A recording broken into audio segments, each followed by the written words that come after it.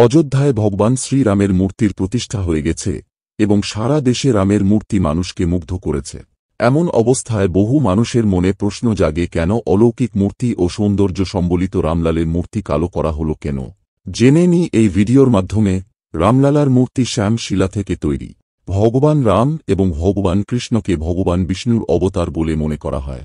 তাই ভগবান বিষ্ণু, ভগবান রাম এবং ভগবান কৃষ্ণের মূর্তিগুলি শ্যাম শিলা থেকে তৈরি করা হয়।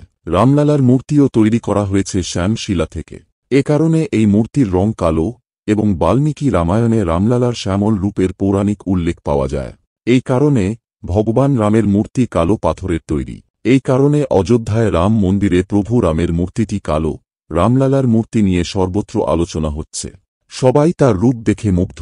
এটা বিশ্বাস করা হয় যে শ্যাম শিলার প্রায় 1000 বছরেও ক্ষতি ও পরিবর্তন হবে না এবং হিন্দু আচার অনুষ্ঠানের সময় দুধ, জল, হলুদ, কুমকুম প্রভৃতি পদার্থ মূর্তিতে চড়ানো হয়। এর ফলে মূর্তিটি নষ্ট হতে পারে। তাই অযোধ্যায় রামলালার মূর্তিটি শ্যাম শিলা থেকে তৈরি করা হয়েছে।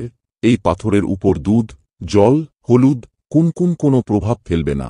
বন্ধুরা, এই সম্বন্ধে আপনার কি জানা ছিল তা অবশ্যই কমেন্টে লিখে যাবেন। সবাই বলো জয় শ্রীরাম।